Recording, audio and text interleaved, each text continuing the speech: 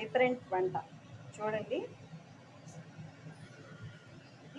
ఈ పిండిలో వేసి ఇలా డీప్ ఫ్రై చేస్తుంది. చాలా చాలా టేస్టీగా ఉంటుందండి. ట్రై చేయండి ఒకసారి.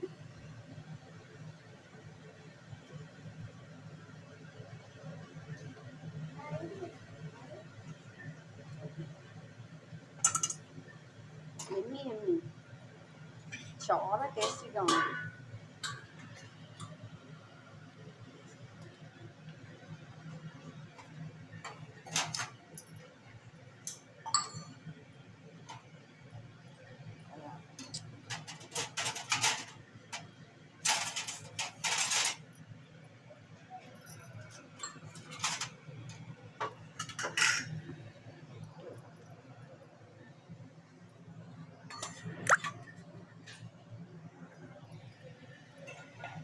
చూస్తున్నారు కదా,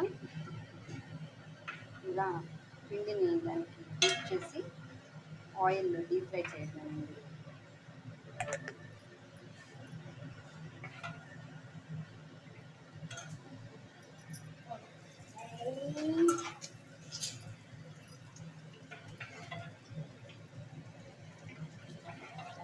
ఫస్ట్ ఇలా మనం కట్ చేసి ఇలా పెట్టుకొని దానికి శనగపిండి, ఉప్పు, కారం చేసి ఇప్పుడు ఇలా చేస్తామండి.